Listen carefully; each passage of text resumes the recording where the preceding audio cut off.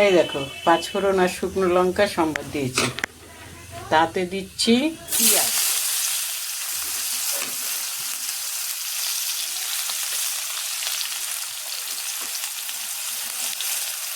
এটা একটা মাছের মাথা দিয়ে তরকারি করবো। কি তরকারি করবো তোমাদের দেখাচ্ছি। এই দেখো, এর মধ্যে সব কিছু আছে: বিন কড়াই, ফুলকপি, টমেটো, বেগুন, আলু, গাজর, ধনে পাতা সব দিয়ে একটা চচ্চড়ি করবো। কি দিয়ে করবো? এই যে এই মাছের মাথা দিয়ে করব।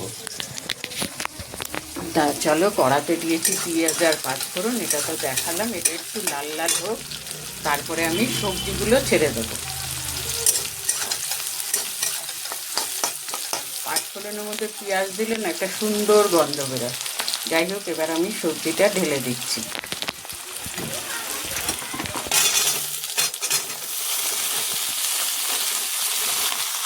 দেখাতে না হয় না।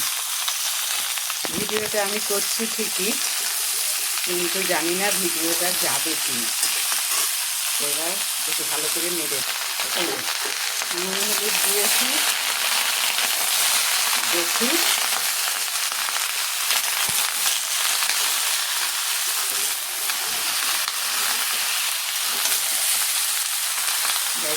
একটু ভেজে দিই। এই দেখো, মাছের মাথা দিয়ে দিয়েছি।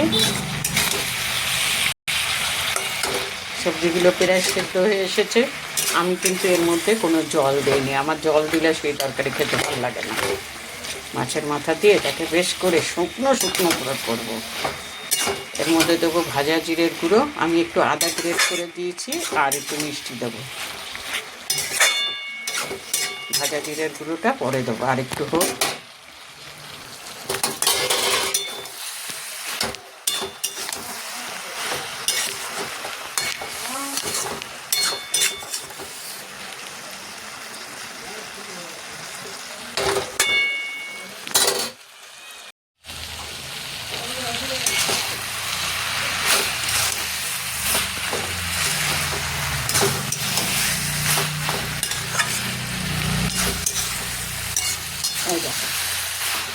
চচ্চড়িটা এবার গ্যাস বাড়িয়ে তারপরে আর একটু করব।